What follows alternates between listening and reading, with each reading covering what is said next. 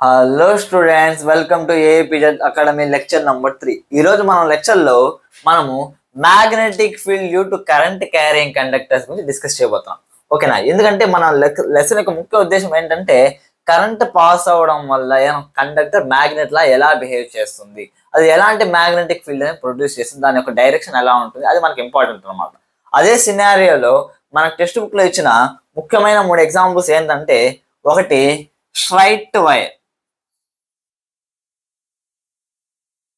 ఇంకొకటి ఏంటంటే circular coil, and last but not least ఏంటంటే సోలనాయిడ్ అన్నమాట. క్లియరా? ఈరోజు మనము స్ట్రైట్ వైర్ లో కరెంట్ పాస్ చేయడం వల్ల దాంట్లో మ్యాగ్నెటిక్ ఫీల్డ్ ఎలా ప్రొడ్యూస్ అవుతుంది దాని గురించి ఒకసారి డిస్కస్ చేద్దాం. చూడండి, ఫర్ ఎగ్జాంపుల్ ఇది ఒక స్ట్రైట్ వైర్ ఉంది. క్లియరా? ఈ స్ట్రైట్ వైర్ లో కరెంట్ యొక్క డైరెక్షన్ అనేది ఇలా ఉంది అనుకోండి. క్లియరా? అంటే కరెంట్ వచ్చి అప్వర్డ్ డైరెక్షన్ లో మూవ్ అవుతుంది. కరెంట్ ఎలా అప్వర్డ్ డైరెక్షన్ లో మూవ్ అవుతుంది? ఫర్ ఎగ్జాంపుల్ ఇక్కడ నేను చూడండి ఒక సర్క్యూట్ లాగా తీసుకున్నాను. ఇక్కడ కరెంట్ మొత్తం కూడా డౌన్వర్డ్ డైరెక్షన్ లో మూవ్ అవుతుంది. ఈ పర్టికులర్ వైర్ తీసుకున్నాను అనుకో. ఫర్ ఎగ్జాంపుల్ ఈ వైర్ లో వచ్చి కరెంట్ అనేది అప్వర్డ్ డైరెక్షన్ లో మూవ్ అవుతుంది. అప్వర్డ్ డైరెక్షన్ లో మూవ్ అవుతున్నప్పుడు దీనిలో magnetic field, straight current carrying conductor లో మ్యాగ్నెటిక్ ఫీల్డ్ ఎలా ప్రొడ్యూస్ అవుతుంది దాని గురించి ఒకసారి డిస్కస్ చేద్దాం. చూడండి, ఎప్పుడైనా సరే స్ట్రైట్ కరెంట్ క్యారింగ్ కండక్టర్లు కరెంట్ ఫ్లో అయినప్పుడు మ్యాగ్నెటిక్ ఫీల్డ్ ఎలా ప్రొడ్యూస్ అవుతుంది అంటే, the magnetic field produced by a straight current carrying conductor is in the form of concentric circles with wire as its center. ఇప్పుడు ఒక విషయం గుర్తుపెట్టుకోండి. ఫర్ ఎగ్జాంపుల్ ఇదే వైర్ తీసుకున్నాము, దీంట్లో కరెంట్ అనేది పాస్ అవుతుంది అప్వర్డ్ డైరెక్షన్. దీంట్లో మ్యాగ్నెటిక్ ఫీల్డ్ లైన్స్ ఎలా ప్రొడ్యూస్ అవుతుంది తెలుసా? ఫర్ ఎగ్జాంపుల్ నేను ఇక్కడ ఒక పాయింట్ తీసుకున్నాను అనుకోండి, ఆ పాయింట్ చుట్టూ మ్యాగ్నెటిక్ ఫీల్డ్ లైన్స్ అనేవి సర్క్యులర్ పాత్ లో మనకి ప్రొడ్యూస్ అవుతాయి అన్నమాట.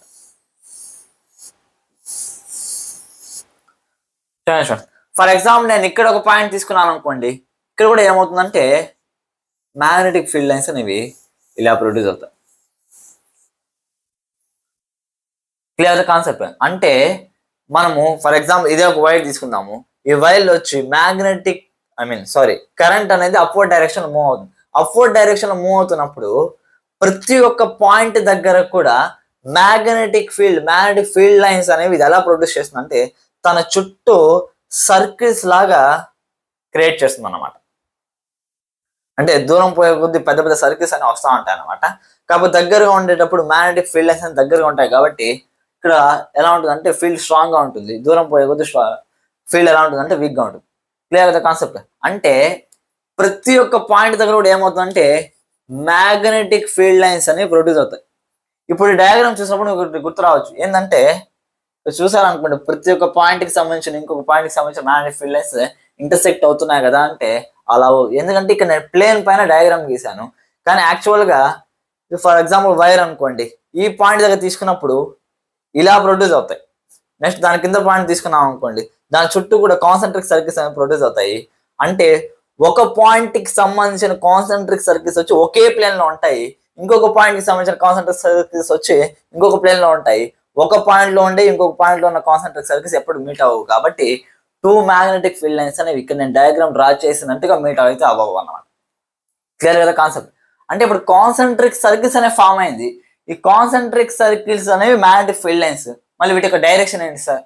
ఎప్పుడైనా సరే మ్యాగ్నెటిక్ ఫీల్డ్ దేని తీసుకుని డిటర్మైన్ చేస్తా అంటే మ్యాగ్నెటిక్ ఫీల్డ్ యొక్క స్ట్రెంత్ ఉంటుంది, దాని బట్టి డైరెక్షన్ కూడా ఉంటుంది. అదే స్ట్రెంత్ గురించి చెప్పాను. ఏమన్నా అంటే మ్యాగ్నెటిక్ ఫీల్డ్ లైన్స్ దగ్గరగా ఉన్నప్పుడు స్ట్రెంత్ అనేది ఎక్కువగా ఉంటుంది, మ్యాగ్నెటిక్ ఫీల్డ్ లైన్స్ దూరంగా వెళ్లే కొద్దీ ఏమవుతుందంటే దానికి స్ట్రెంత్ అనేది తగ్గుతుంది. దాని గురించి కూడా మళ్ళీ ఒకసారి డిస్కస్ చేద్దాము. ఇప్పుడు దీని యొక్క డైరెక్షన్ మనం ఎలా చెప్పగలుగుతాం? ఈ డైరెక్షన్ చెప్పడానికి మనకుండేది ఏంటంటే అంటే Maxwell right hand thumb rule అంటాం. ఏంటి? Maxwell right hand thumb rule, లేకపోతే మ్యాక్స్వెల్ కార్క్ స్క్రూ రూల్ అంటాం. ఓకేనా? దీన్ని యూజ్ చేసుకొని మనం ఏ కరెంట్ క్యారింగ్ కండక్టర్ యొక్క మ్యాగ్నెటిక్ ఫీల్డ్ లైన్స్ యొక్క డైరెక్షన్స్ చెప్పచ్చు. ఎలా చెప్పచ్చు సార్ అంటే ఒకసారి చూడండి. Imagine a straight current carrying wire is in your right hand. In such a way, the thumb is pointing the direction of current. Then wrapping, లేకపోతే curling the fingers around it gives the direction of magnetic field. మీకు అర్థమయ్యే భాషలో చెప్తాను. For example, ఇక్కడ ఒక wire ఉంది, నా mobile charging wire అనమాట. సరే చూడండి, ఫర్ ఎగ్జాంపుల్ దీంట్లో కరెంట్ అనేది అప్వర్డ్ డైరెక్షన్ లో మూవ్ అవుతుంది. క్లియరా? కరెంట్ అనేది అప్వర్డ్ డైరెక్షన్ లో మూవ్ అవుతుంది. ఇప్పుడు అప్వర్డ్ డైరెక్షన్ లో మూవ్ అవుతుంది కాబట్టి దీనిలో వచ్చే మ్యాగ్నెటిక్ ఫీల్డ్ యొక్క డైరెక్షన్ కనుక్కోవాలి. కాన్సెంట్రిక్ సర్కిల్స్ లో అయితే ఫామ్ అవుతాం, మనం డిస్కస్ చేసాం. ఓకేనా? ఇప్పుడు ఆ magnetic field lines concentric circles అనగానే ఆ సర్కిల్ యొక్క డైరెక్షన్, మ్యాగ్నెటిక్ ఫీల్డ్ లైన్స్ యొక్క డైరెక్షన్ ఇలా ఉండొచ్చు, అంటే ఇలా వెళ్తుండొచ్చు, లేకపోతే ఇలా కూడా వెళ్తుండొచ్చు. ఏ డైరెక్షన్ ఉంటుందంటే ఏం సింపుల్ గా మనం మ్యాక్స్వెల్ వచ్చి ఒక రూల్ చెప్పాను. దాన్ని ఏమంటే Maxwell right hand thumb rule అంటాం. ఏం లేదు, ఫర్ ఎగ్జాంపుల్ అప్వర్డ్ డైరెక్షన్ వెళ్తుంది అన్నాం కాబట్టి మనం ఏం చేయాలంటే వైర్ ని మన చేతిలో ఉన్నట్టు ఊహించుకోవాలి. ప్రతిసారి వైర్ తీసుకోవాల్సిన అవసరం లేదు, జస్ట్ మీకు రెఫరెన్స్ కోసం చెప్తున్నాను. ఓకేనా? వైర్ ని ఏం చేయాలంటే మన చేతిలో ఉన్నట్టు ఊహించుకోవాలి. మన చేతిలో ఉన్నట్టు ఊహించుకున్న తర్వాత మనం ఏం చేయాలంటే చూడండి, వైర్ నా చేతిలో ఉంది, కరెంట్ ఏ డైరెక్షన్ లో ఉందో నేను థంబ్ కూడా అదే డైరెక్షన్ లో పెట్టాలి. ఫర్ ఎగ్జాంపుల్ కరెంట్ యొక్క డైరెక్షన్ డౌన్వర్డ్ డైరెక్షన్ అనుకోండి, నేనేం చేయాలంటే ఇలా తీసుకోవాలి. ఎందుకు? థంబ్ యొక్క డైరెక్షన్ అప్పటికే డౌన్వర్డ్స్ వస్తుంది. అంటే కరెంట్ ఏ డైరెక్షన్ అయితే ఉంటుందో నా థంబ్ యొక్క డైరెక్షన్ కూడా అదే డైరెక్షన్ ఉండాలి.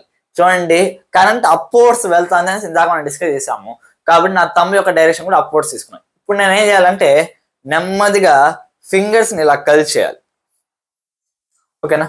ఫింగర్స్ ని కల్ చేసినప్పుడు ఫింగర్స్ ఏ డైరెక్షన్ అయితే కర్ల్ అవుతున్నాయో మ్యాగ్నెటిక్ ఫీల్డ్ లైన్స్ కూడా అదే డైరెక్షన్ లో కర్ల్ అవుతాయి అన్నమాట. ఫర్ ఎగ్జాంపుల్ ఇక్కడ చూడండి, కరెంట్ అనేది అప్వర్డ్ డైరెక్షన్ లో వెళ్తాను. క్లియరా? కరెంట్ ఏ డైరెక్షన్ లో వెళ్తుంది? అప్వర్డ్ డైరెక్షన్ లో వెళ్తాను. కరెంట్ అప్వర్డ్ డైరెక్షన్ లో వెళ్తాను కాబట్టి ఇప్పుడు నేను ఫింగర్స్ ని ఎలా కల్ చేస్తాను అంటే ఇలా కల్ చేస్తాను. చూడండి, ఇలా కల్ చేస్తాను. అప్వర్డ్ డైరెక్షన్ లో వెళ్తాంది, ఫింగర్స్ ని ఇలా కల్ చేస్తున్నాం కాబట్టి మ్యాగ్నెటిక్ ఫీల్డ్ లైన్స్ యొక్క డైరెక్షన్ ఎలా ఉంటుందంటే ఇలా ఉందన్నమాట. Clear concept? ఇది ఒక వైర్, ఫింగర్స్ ఇలా కల్ చేస్తున్నాం కాబట్టి ఇలా వెళ్తాంది, ఫీల్డ్ లైన్స్ ఇలా వస్తాను. అంటే నాకు రైట్ సైడ్ వచ్చి లోపలికి ఎంటర్ అవుతున్నట్టు కనిపిస్తాను. క్లియరా? ఇది ఒక వైర్ యొక్క నాకు రైట్ సైడ్ నేను ఇలా చూస్తున్నాను. క్లియరా? వైర్ యొక్క రైట్ సైడ్ వచ్చి మ్యాగ్నెటిక్ ఫీల్డ్ లైన్స్ ఏమవుతున్నాయి అంటే లోపలికి ఎంటర్ అవుతున్నాయి. ఓకేనా? ఆ లోపలికి ఎంటర్ అయ్యేదాన్ని సింపుల్ గా నేను ఎలా డ్రా చేస్తాను అంటే ఇంటూతో మార్క్ చేస్తున్నాను. ఇంటూ అంటే ఏంటంటే మ్యాగ్నెటిక్ ఫీల్డ్ లైన్స్ లోపలికి వెళ్తున్నాయి అని అర్థం. క్లియరా? అదే ఇప్పుడు ఇలా వెళ్ళిన మ్యాగ్నెటిక్ ఫీల్డ్ లైన్స్ ఏమవుతాయంటే ఇలా వెళ్ళి ఇలా వస్తాయి. క్లియరా? అంటే ఇలా వెళ్ళి కాన్సెంట్రిక్ సర్కిల్స్ అన్నాం కదా, అంటే ఇలా వెళ్ళి ఏమవుతుందంటే లెఫ్ట్ సైడ్ నుంచి బయటికి వస్తాయి కదా, ఆ బయటికి వచ్చేదాన్ని నేను డాట్ తో డినోట్ చేస్తాను. చూడండి, క్లియర్ కాన్సెప్ట్? అంటే మ్యాగ్నెటిక్ ఫీల్డ్ లైన్స్ అనేవి నా రైట్ సైడ్ లోపలికి ఎంటర్ అవుతున్నట్టు ఉంటాయి, లెఫ్ట్ సైడ్ నుంచి ఏమవుతా అంటే బయటకు వస్తున్నట్టు ఉంటాయి. అంటే ఓవరాల్ కాన్సెంట్రిక్ సర్కిల్స్ లో ఇలా ఉంటుంది అనమాట డైరెక్షన్. రైట్ సైడ్ లోపలికి వెళ్తున్నాయి, లెఫ్ట్ సైడ్ నుంచి బయటకు వస్తాయి.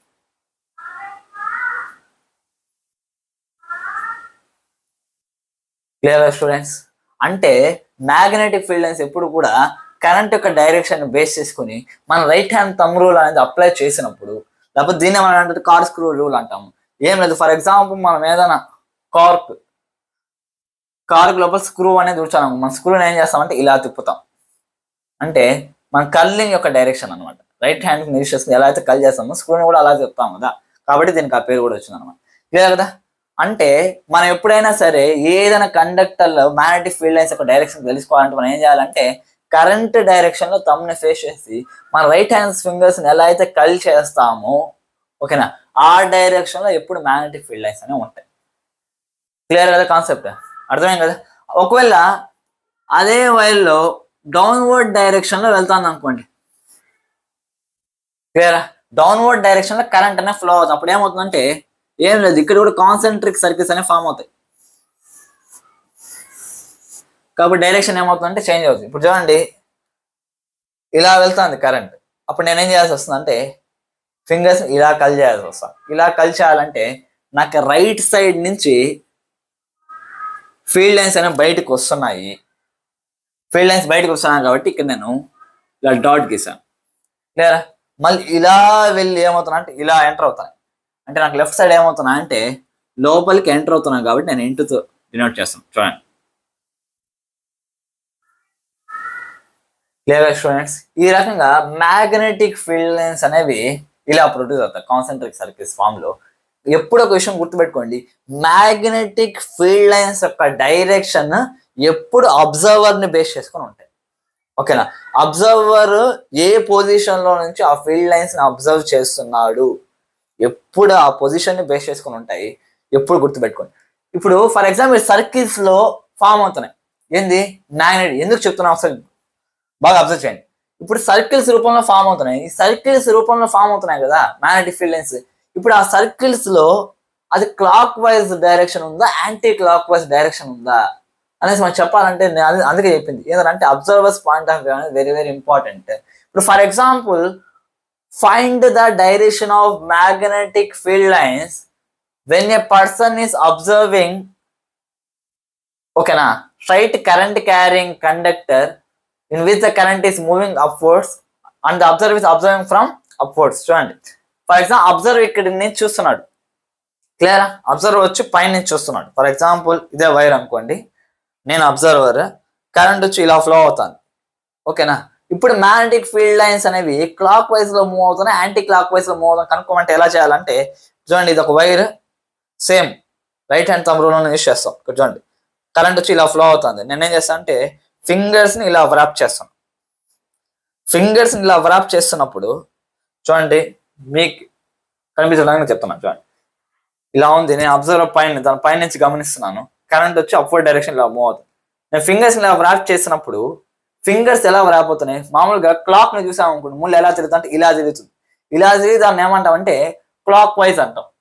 అదే ముళ్ళు ఇలా తిరిగింది అనుకోండి, దాన్ని మనం ఏమంటాం అంటే యాంటీ క్లాక్ వైజ్ అంటాం. ఇప్పుడు చూడండి, నేను పైన నుంచి గమనిస్తున్నాను, కరెంట్ వచ్చి నా తరపు వస్తాను, నా తరపు వచ్చే కరెంట్కి ఇప్పుడు నేను right hand thumb rule apply చేశాను అనుకోండి, నా ఫింగర్స్ ఎలా కర్ల్ అవుతున్నా అంటే ఈ డైరెక్షన్లో కర్ల్ అవుతున్నాయి.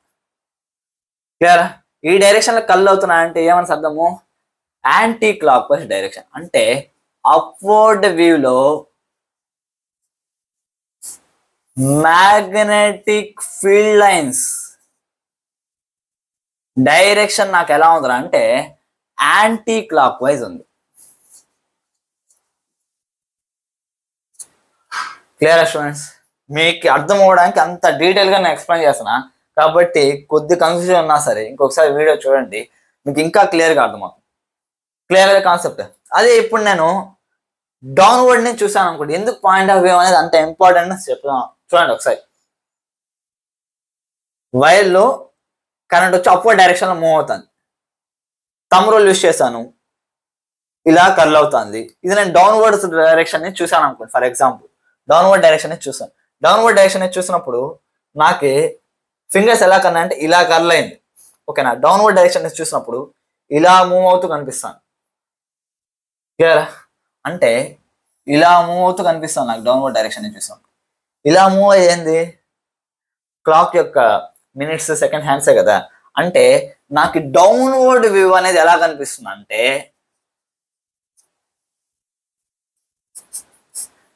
క్లాక్ వైజ్ లో కనిపిస్తుంది. క్లియర్ ఆ కాన్సెప్ట్? అంటే డౌన్వర్డ్ వ్యూ వచ్చి నాకు ఎలా కనిపిస్తుంది అంటే ఇలా ఫింగర్స్ కల్ చేస్తున్నాను కాబట్టి ఇలా కనిపిస్తుంది డౌన్వర్డ్. అదే అప్వర్డ్ వ్యూ చూడండి నాకు యాంటీ క్లాక్ వైజ్ లో కనిపించింది, కానీ అదే డౌన్వర్డ్ వ్యూ నాకు ఎలా కనిపించింది అంటే క్లాక్ వైజ్ లో కనిపించింది. క్లియర్ ఆ కాన్సెప్ట్? ఈ రకంగా మనకి డిఫరెంట్ వ్యూస్ పైన కూడా క్వశ్చన్ అడగచ్చు అనమాట. అంటే అబ్జర్వర్ ఈ పాయింట్ నుంచి చూస్తున్నాడు, లేకపోతే ఆ పాయింట్ నుంచి చూస్తున్నాడు, ఆ ఎడ్జ్ నుంచి చూస్తున్నాడు, ఈ ఎడ్జ్ నుంచి చూస్తున్నాడు, అతనికి ఎలా కనిపిస్తుంది, ఏ డైరెక్షన్ వెళ్తున్నట్టు కనిపిస్తుంది, మ్యాగ్నెటిక్ కాంపాస్ పెట్టినప్పుడు ఎలా కనిపిస్తుంది, ఇలాంటి క్వశ్చన్స్ అడిగినప్పుడు ఎప్పుడైనా సరే మనకి పాయింట్ ఆఫ్ వ్యూ అనేది important, right hand thumb rule అనేది ఇంపార్టెంట్. అంటే రైట్ హ్యాండ్ థంబ్ రూల్ వచ్చి మనకు ఆ ప్రజెంట్ సిచ్యువేషన్ వర్ణిస్తుంది అనమాట, కానీ యాక్చువల్గా అది అబ్జర్వర్స్ పాయింట్ ఆఫ్ వ్యూ అనేది వెరీ వెరీ ఇంపార్టెంట్. అంటే మొత్తం కూడా ఇమాజినేషన్ కి సంబంధించింది. క్లియర్ కదా? ఇప్పుడు కరెంట్ యొక్క డైరెక్షన్ ఇప్పుడు సేమ్ ఇదే దీన్నే తీసుకుందాం. క్లియర్? డౌన్వర్డ్ డైరెక్షన్ లో కరెంట్ అనేది ఫ్లో అవుతుంది. ఇప్పుడు దీని యొక్క అప్వర్డ్ వ్యూ ఎలా ఉంటుంది చెప్పండి? అప్వర్డ్ వ్యూ కరెంట్ వచ్చి డౌన్వర్డ్ డైరెక్షన్ మూవ్ అవుతుంది. చూడండి, కరెంట్ వచ్చి డౌన్వర్డ్ డైరెక్షన్ మూవ్ అవుతుంది. అప్వర్డ్ వ్యూ ఎలా ఉంటుంది అంటే ఇలా మూవ్ అవుతుంది. అంటే అప్వర్డ్ వ్యూ నాకు ఎలా ఉంటుంది అంటే క్లాక్ వైజ్ ఉంది. అప్వర్డ్ వ్యూ క్లాక్ వైజ్ అంటే డౌన్వర్డ్ వ్యూ నాకు ఎలా ఉంటుంది అంటే యాంటీ క్లాక్ వైజే కదా.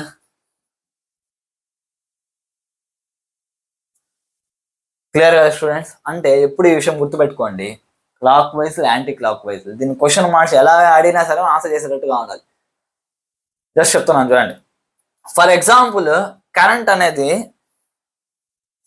ఇలా వెళ్తాను అనుకోండి, జస్ట్ చెప్తున్నాను, ఇది ఈస్ట్ డైరెక్షన్, ఇది వెస్ట్ డైరెక్షన్.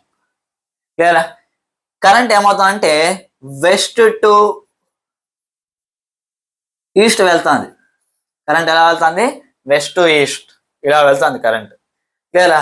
ఇప్పుడు నేను ఈస్ట్ ఎండ్ నుంచి చూసినప్పుడు మ్యాగ్నెటిక్ ఫీల్డ్ లైన్స్ నాకు ఎలా కనిపిస్తాయి చెప్పండి? అంటే అప్పుడు మనం ఏం చేయాలి? వెస్ట్ టు ఈస్ట్ వెళ్తుంది. ఇప్పుడు నేనేం చేస్తాను అంటే మళ్ళీ right hand thumb rule apply చేస్తాను. చూడండి, మీ డైరెక్షన్ తిరుగుతాం. Right hand thumb rule apply చేసినప్పుడు ఫింగర్స్ నుంచి ఇలా కల్ చేస్తాను. ఇలా కల్ చేస్తున్నానంటే అది ఏ డైరెక్షన్ అంటే యాంటీ క్లాక్ వైజ్ డైరెక్షన్. అంటే మ్యాగ్నెటిక్ ఫీల్డ్ లైన్స్ అనేవి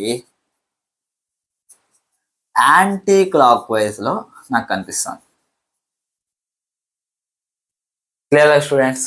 ఈ రకంగా స్ట్రైట్ కరెంట్ క్యారింగ్ కండక్టర్స్ పైన మనకు క్వశ్చన్స్ అడిగే అవకాశాలు ఉన్నాయి. అంటే east west north south directions పైన కూడా మనకు క్వశ్చన్స్ అడుగుతాడు. ఒకవేళ ఇంకొంచెం కన్ఫ్యూజ్ చేయాలనుకోండి ఎలా అడుగుతాడు చూడండి.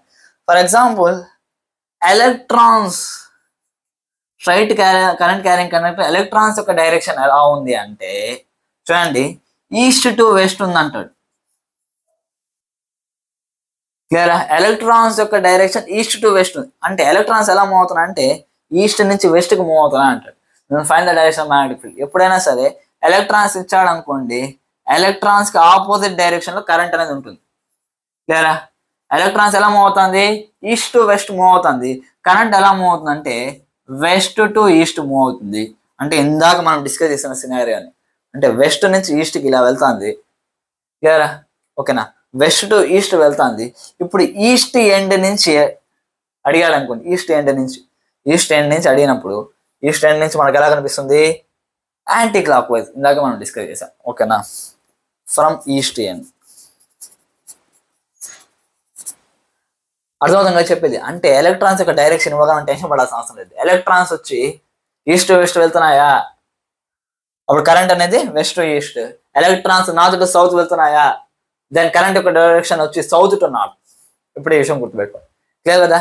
ఇంతే ఓవరాల్ గా magnetic field due to straight current carrying conductor. దీనికి సంబంధించి మనకి ఒక బుక్ లో వచ్చి 3 యాక్టివిటీస్ ఇచ్చాడు. ఇంతవరకు మనం డిస్కస్ చేసాం కదా, కాబట్టి మనకి 3 యాక్టివిటీస్ చాలా సింపుల్ గా ఉంటుంది. ఒకసారి చెప్తాను, జాగ్రత్తగా వినండి. ఓకే, మనకి ఇచ్చిన ఫస్ట్ యాక్టివిటీ ఏంటంటే ఇలా ఒక సర్క్యూట్ ఇచ్చున్నాడు.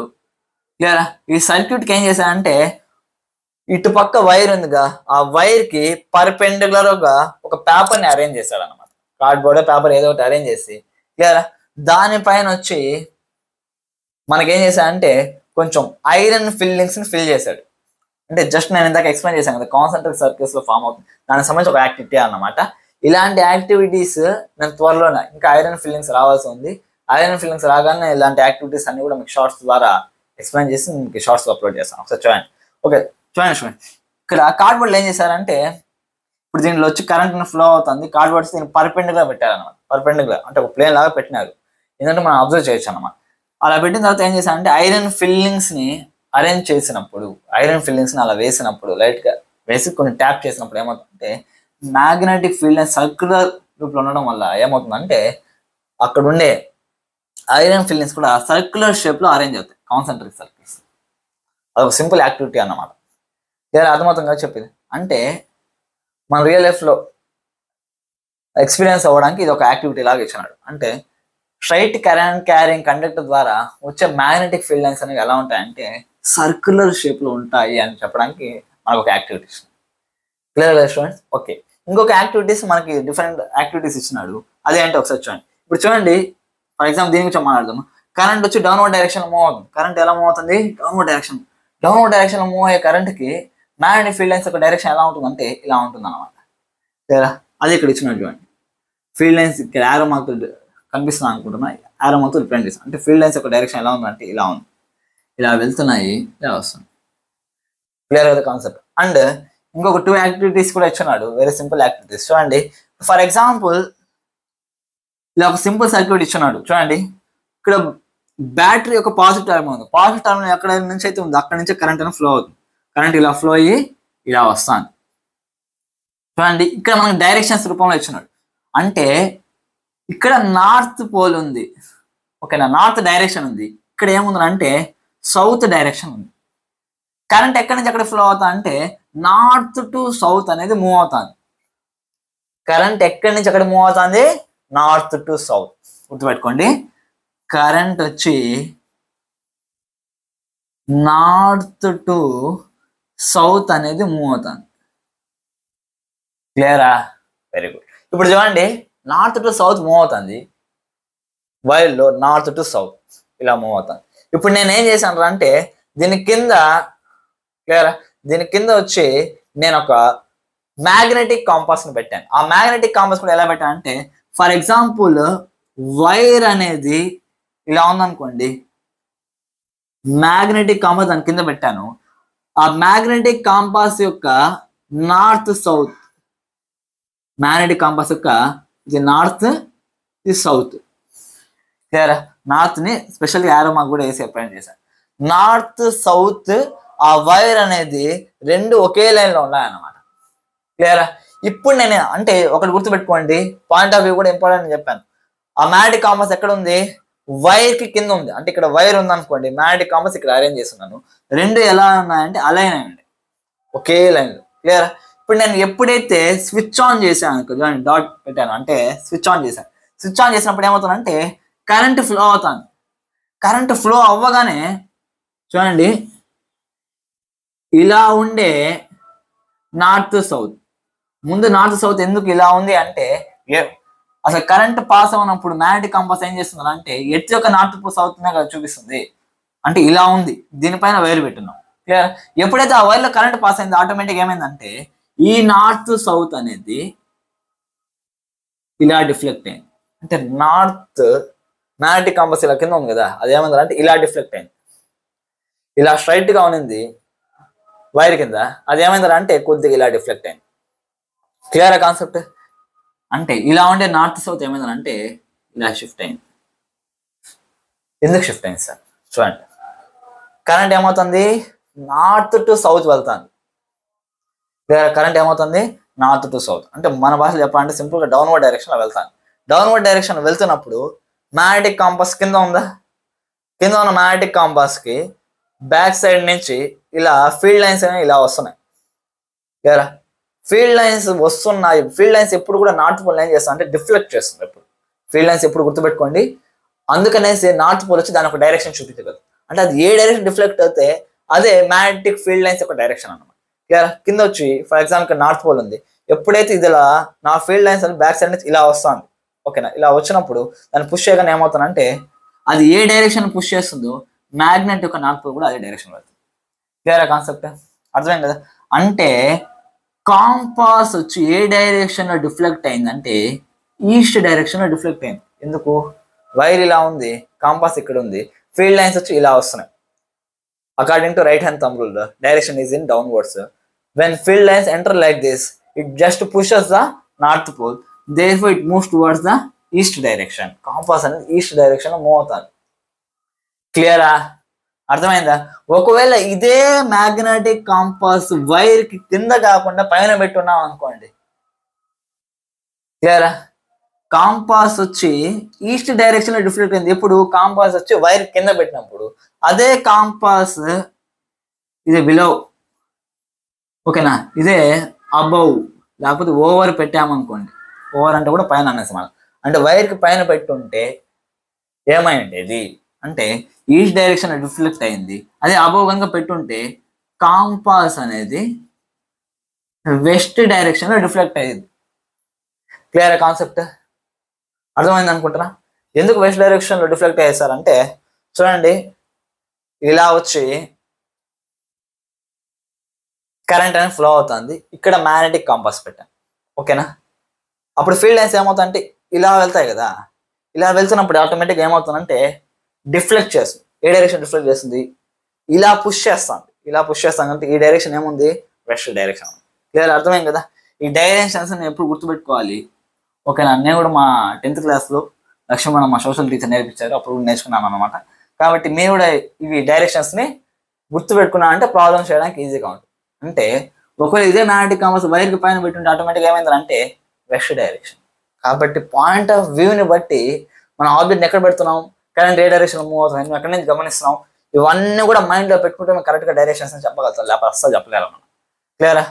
మ్యాగ్నెటిక్ కాంపాస్ అబౌవ్ పెడితే వెస్ట్ డైరెక్షన్ లో రిఫ్లెక్ట్ అవుతుంది, అదే బిలో పెడితే ఏ డైరెక్షన్ లో? ఈస్ట్ డైరెక్షన్ లో రిఫ్లెక్ట్ అవుతుంది. ఎప్పుడు మైండ్ లో పెట్టుకోండి. ఓకే, సేమ్ అదే విధంగా ఇప్పుడు దీని విషయానికి వెళ్దాం. చూడండి, ఇప్పుడు కరెంట్ చూడండి ఇలా వెళ్ళి ఈ వైర్లో నుంచి డౌన్వర్డ్ డైరెక్షన్ అంటే నార్త్ టు సౌత్ అనేది మూవ్ అవుతాను, ఓకేనా. కరెంట్ అనేది నార్త్ టు సౌత్ అనేది మూవ్ అవుతాను.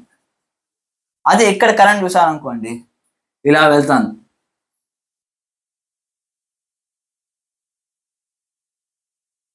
ఇందుకు పాజిటివ్ ఇక్కడ మార్చేసాను. జస్ట్ బ్యాటరీ యొక్క డైరెక్షన్ అనేది నేను ఏం చేశానంటే చేంజ్ చేశాను.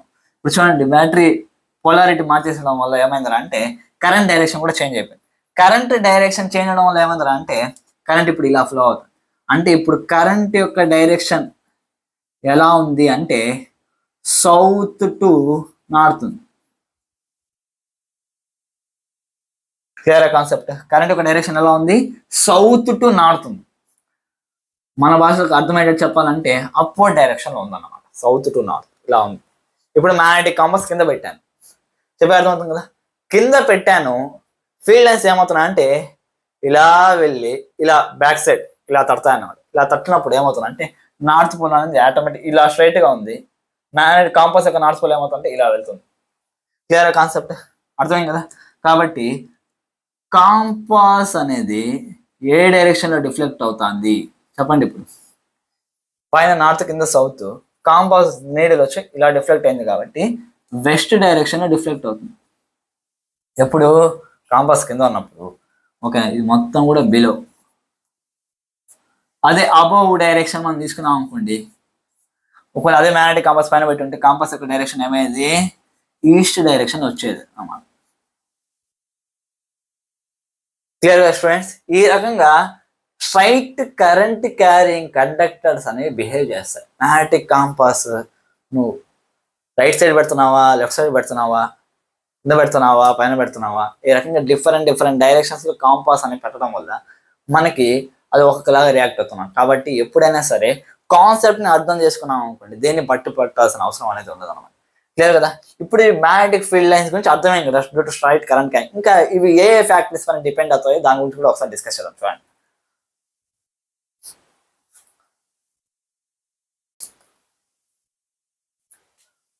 ఓకే స్టూడెంట్, ఇప్పుడు మనము factors on which magnetic field due to straight current carrying wire depends అంటే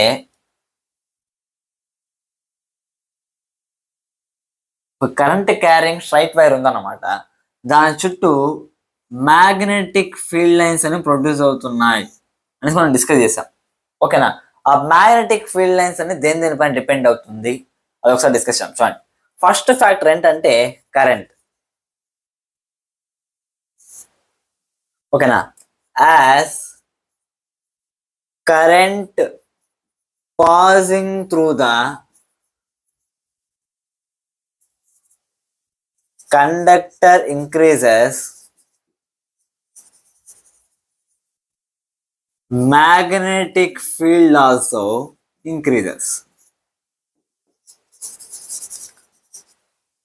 క్లియర్ స్టూడెంట్స్? అంటే ఫర్ ఎగ్జాంపుల్ నేను ఇక్కడ 2 వైర్స్ తీసుకున్నాను. ఓకేనా, ఫర్ ఎగ్జాంపుల్ ఒక వైర్లో 5 amperes of current time flow అవుతుంది, ఇంకొక వైర్లో వచ్చి 10 amperes of current time flow అవుతుంది. క్లియరా? ఇప్పుడు ఫర్ ఎగ్జాంపుల్ ఒక పాయింట్ తీసుకున్నాను. ఫర్ ఎగ్జాంపుల్ ఈ వైర్ నుంచి పాయింట్ ఒక 2 centimeters దూరంలో ఉంది. సేమ్ 2 centimeters దూరంలో ఇక్కడ కూడా ఒక పాయింట్ తీసుకున్నాను అనుకోండి. Clear concept? అంటే దీనిలో 5 amperes కరెంట్ ఫ్లో అవుతుంది, దీనిలో 10 amperes కరెంట్ ఫ్లో అవుతుంది. ఇప్పుడు రెండింటిలో డిఫరెంట్ కరెంట్స్ అనేవి ఫ్లో అవుతున్నాయి. ఇప్పుడు 2 centimeters దూరంలో లేకపోతే ఏదైనా కొద్ది దూరంలో మ్యాగ్నెటిక్ ఫీల్డ్ దేనికి ఎక్కువ ఉంది మనం టెస్ట్ చేసాం అనుకోండి, ఎక్కడైతే ఎక్కువ కరెంట్ అనేది ఫ్లో అవుతుందో అక్కడ మ్యాగ్నెటిక్ ఫీల్డ్ అనేది ఎక్కువగా ఉంటుంది అనమాట. Magnetic field directly proportional to the current passing to the current. అంటే ఏ కండక్టర్లో అయితే ఎక్కువ కరెంట్ అనేది ఫ్లో అవుతూ ఉంటుందో తద్వారా వచ్చే మ్యాగ్నెటిక్ ఫీల్డ్ అనేది చాలా ఎక్కువ స్ట్రాంగ్గా ఉంటుంది అనమాట. క్లియరా? అర్థమైంది కదా? And second most point is current అయిపోయింది, నెక్స్ట్ ఏంటంటే distance from the conductor. Distance from the conductor. For example same 2 wires తీసుకుందాం, లేకపోతే ఒక వైర్ తీసుకుందాం. ఓకేనా, ఒక పాయింట్ వచ్చి 5 centimeters దూరంలో ఉంది, ఇంకొక పాయింట్ వచ్చి 10 centimeters దూరంలో ఉంది. క్లియరా? ఫర్ ఎగ్జాంపుల్ దీంట్లో 10 amperes ఆఫ్ కరెంట్ ఫ్లో చేస్తున్నాను. ఇప్పుడు 5 centimeters దగ్గర మ్యాగ్నెటిక్ ఫీల్డ్ ఎక్కువగా ఉంటుందా, 10 centimeters పాయింట్ దగ్గర ఎక్కువ మ్యాగ్నెటిక్ ఫీల్డ్ ఉంటుందా అంటే 5 centimeters దగ్గర ఎక్కువ మ్యాగ్నెటిక్ ఫీల్డ్ అనేది ఉంటుంది అన్నమాట. ఎందుకంటే ఒక వైర్ నుంచి దూరం పోయే కొద్ది ఏమవుతుందంటే మ్యాగ్నెటిక్ ఫీల్డ్ లైన్స్ యొక్క సైజ్ పెరుగుతుంది కానీ మ్యాగ్నెటిక్ ఫీల్డ్ యొక్క స్ట్రెంగ్త్ అనేది తగ్గుతుంది అన్నమాట. క్లియర్ కదా కాన్సెప్ట్? కాబట్టి ఆ పాయింట్ కూడా రాసుకోండి. As distance from the conductor increases, magnetic field decreases. అంటే ఎంత ఎక్కువ దూరం వెళ్ళే కొద్ది ఏమవుతుందంటే మ్యాగ్నెటిక్ ఫీల్డ్ యొక్క స్ట్రెంగ్త్ అనేది తగ్గుతా పోతుంది. ఎందుకంటే మ్యాగ్నెటిక్ ఫీల్డ్ లైన్స్ దూరం పోయే కొద్ది ఒక మ్యాగ్నెటిక్ ఫీల్డ్ లైన్కి ఇంకో మ్యాగ్నెటిక్ ఫీల్డ్ లైన్కి మధ్య డిస్టెన్స్ అనేది ఎక్కువగా ఉంటుంది అనమాట. అంటే దగ్గర ఉండే మ్యాగ్నెటిక్ ఫీల్డ్ లైన్స్ మధ్య డిస్టెన్స్ అనేది తక్కువగా ఉంటుంది. దూరం పోయే కొద్ది ఒక మ్యాగ్నెటిక్ ఫీల్డ్ లైన్ ఇంకో మ్యాగ్నెటిక్ ఫీల్డ్ లైన్ మధ్య డిస్టెన్స్ ఏమవుతుందంటే పెరుగుతుంది. దానివల్ల ఆటోమేటిక్ ఏమవుతుందంటే స్ట్రెంగ్త్ అనేది తగ్గుతుంది అనమాట. క్లియర్గా? ఇంకా థర్డ్ పాయింట్ ఏంటంటే డైరెక్షన్ ఆఫ్ కరెంట్. కరెంట్ పైన డిపెండ్ అవుతుంది, డైరెక్షన్ ఆఫ్ కరెంట్ పైన కూడా డిపెండ్ అవుతుంది అనమాట. ఫర్ ఎగ్జాంపుల్ మ్యాగ్నెటిక్ ఫీల్డ్ అనగానే దాని ఒక స్ట్రెంత్ గురించి మాట్లాడతాం, డైరెక్షన్ గురించి మాట్లాడతాం. కరెంట్ ఇలా ఫ్లో అవుతా అంటే ఏమవుతుందంటే మ్యాగ్నెటిక్ ఫీల్డ్ లైన్స్ ఎలా ప్రొడ్యూస్ అవుతాయో మనం ఆల్రెడీ డిస్కస్ చేసాం. రైట్ హ్యాండ్ తొందర అంటే ఇలా వెళ్ళేసి ఇలా వస్తుంది. అదే ఇప్పుడు కరెంట్ డౌన్వర్డ్ డైరెక్షన్ మూవ్ అవుతుంది అనుకోండి, మ్యాగ్నెటిక్ ఫీల్డ్ లైన్స్ ఒక డైరెక్షన్ ఏమవుతుంది చేంజ్ అయిపోతుంది కదా. అదే as direction of current changes, direction of magnetic field also changes. అంటే మనం ఎప్పుడైతే డైరెక్షన్ ఆఫ్ కరెంట్ అనేది చేంజ్ చేస్తామో మ్యాగ్నెటిక్ ఫీల్డ్ యొక్క డైరెక్షన్ కూడా ఆటోమేటిక్గా చేంజ్ అవుతుంది. కానీ ఒక విషయం గుర్తుపెట్టుకోండి, కరెంట్ యొక్క మ్యాగ్నిట్యూడ్ కాకుండా జస్ట్ డైరెక్షన్ అనేది చేంజ్ చేసాం అనుకోండి, మ్యాగ్నెటిక్ ఫీల్డ్ యొక్క డైరెక్షన్ మాత్రమే చేంజ్ అవుతుంది కానీ స్ట్రెంత్ అనేది చేంజ్ అవుతుంది. ఫర్ ఎగ్జాంపుల్ 10 amperes కరెంట్ను ఫ్లో చేసినప్పుడు జస్ట్ చెప్తున్నా 10 Tesla స్ట్రెంత్ ఉండి మ్యాగ్నెటిక్ ఫీల్డ్ ప్రొడ్యూస్ అయింది అనుకోండి, అదే 10 amperes రివర్స్ డైరెక్షన్లో పంపించడం వల్ల మ్యాగ్నెటిక్ ఫీల్డ్ యొక్క స్ట్రెంత్ ఎంత ఉంటుంది అంటే 10 Tesla ఉంటుంది, దానికంటే తగ్గదు, జస్ట్ డైరెక్షన్ మాత్రమే చేంజ్ అవుతుంది. ఆ విషయం మనం గుర్తుపెట్టుకోవాలి. క్లియర్ కదా? అంటే ఈ రకంగా 3 factors పైన magnetic field due to straight current carrying conductor అని డిపెండ్ అవుతుంది అనమాట. దీనికి సంబంధించి రిలేటెడ్ న్యూమరికల్స్ డైరెక్షన్ ని బేస్ చేసుకుని కొన్ని న్యూమరికల్స్ సాల్వ్ చేయడానికి ట్రై చేద్దాం. చూడండి.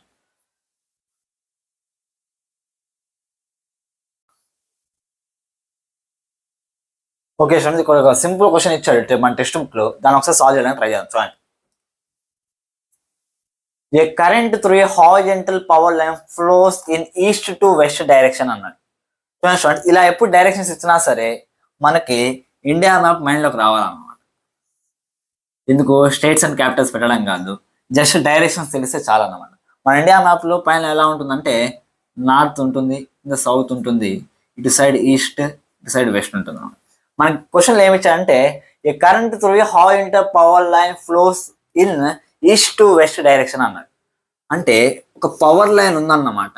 ఆ పవర్ లైన్లో ఏమవుతుందంట, కరెంట్ అనేది ఈస్ట్ టు వెస్ట్, అంటే ఈస్ట్ నుంచి వెస్ట్, అంటే ఈ డైరెక్షన్లో మూవ్ అవుతాను. ఇది ఈస్ట్, ఇది వెస్ట్. ఓకేనా.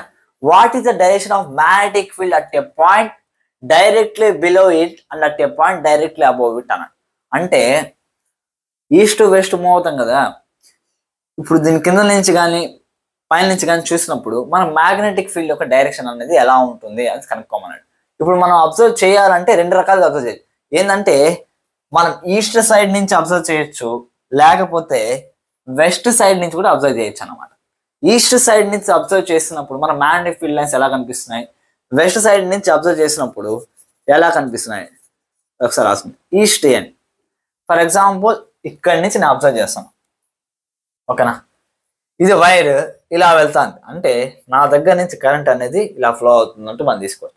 ఇప్పుడు మనం ఏం అప్లై చేయాలంటే right hand thumb rule apply చేసాం అనుకోండి. రైట్ హ్యాండ్ థంబ్ రూల్ చూడండి, కరెంట్ ఏమవుతుందంటే ఫార్వర్డ్ డైరెక్షన్ వెళ్తాను కాబట్టి ఇలా తీసుకున్నాను. ఇప్పుడు ఫింగర్స్ని కల్ చేసినప్పుడు నాకు ఎలా వస్తుందంటే చూడండి ఒకసారి, ఎలా ఫింగర్స్ని కల్ చేసినా ఎలా వస్తుంది, ఇలా వెళ్తుంది కరెంట్. నేను ఇలా కల్ చేశాను, కల్ చేసినప్పుడు నాకు ఇలా మూవ్ అవుతూ కనిపిస్తాను. క్లియర్ కదా కాన్సెప్ట్. అంటే చూడండి, ఈస్ట్ టు వెస్ట్ అనేది వెళ్తాంది, నేను తమ్ వచ్చి ఇలా పెట్టాను కరెంట్ డైరెక్షన్లో. ఇప్పుడు ఫింగర్స్ని కల్ చేసినప్పుడు ఇలా మూవ్ అవుతాను, అంటే నా ఫేస్ ముందు నుంచి చూసినప్పుడు ఇలా మూవ్ అవుతాను. ఇలా మూవ్ అవుతే దాన్ని మనం ఏమంటామంటే చూడండి, ఇలా మూవ్ అవుతే ఏమంటాం, దాన్ని క్లాక్ వైజ్ డైరెక్షన్ అంటాం. క్లియరా. అంటే ఈస్ట్ ఎండ్ నుంచి చూసినప్పుడు మ్యాగ్నెటిక్ ఫీల్డ్ యొక్క లైన్స్ యొక్క డైరెక్షన్ ఎలా ఉందంటే క్లాక్ వైజ్ డైరెక్షన్ ఉందన్నమాట. క్లియరా. ఇప్పుడు సేమ్ అదేవిధంగా వెస్ట్ తీసుకున్నాం అనుకోండి, ఈస్ట్ వెస్ట్ ఇలా మూవ్ అవుతుంది. ఇప్పుడు నేను వెస్ట్ ఎండ్లో ఉన్నాను, కరెంట్ వచ్చి డైరెక్షన్ ఉంది. ఇప్పుడు నేను ఇలా చూసాను అనుకోండి, కాబట్టి మీరు కూడా మేము ముందర right hand thumb rule apply చేసి మీరు కూడా ఒకసారి ట్రై చేయండి. ఇప్పుడు కరెంట్ ఏమవుతుందంటే ఈస్ట్ నుంచి వెస్ట్ వస్తుంది, నేను వెస్ట్ సైడ్ ఉన్నాను, వెస్ట్ ఎండ్లో ఉన్నాను అనమాట. కరెంట్ నా వైపు వస్తుంది. ఇప్పుడు నేను ఫింగర్స్ ఇలా కల్ చేశాను అనుకోండి, మ్యాగ్నెటిక్ ఫీల్డ్ లైన్స్ ఎలా క్రియేట్ అవుతున్నా అంటే ఈ రకంగా క్రియేట్ అవుతుంది. ఈ రకంగా అంటే క్లాక్ కి ఆపోజిట్ డైరెక్షన్ లో, అంటే ఏమంటాం అంటే దాన్ని యాంటీ క్లాక్ వైజ్ డైరెక్షన్ అంటాం. ఏమంటాము, anti clock wise, anti clock wise direction. ఈ రకంగా ఏ క్వశ్చన్ ఇచ్చినా సరే మనకు డైరెక్షన్స్ తీసుకొని పాయింట్ ఆఫ్ వ్యూ ఎక్కడి నుంచి అబ్జర్వ్ చేస్తున్నాం అది మాత్రం తెలిస్తే మాత్రము ఏ సమ్ అయినా ఏ ప్రాబ్లం అయినా సరే ఈజీగా మనం ట్రై చేయొచ్చు అనమాట. అర్థమైంది కదా. ఓకే, ఇంకా మనం నెక్స్ట్ లెక్చర్లో magnetic field due to circular coil, అదేవిధంగా సోనాయిడ్ కండక్టర్స్ గురించి ఒకసారి discussion. Okay students, bye bye.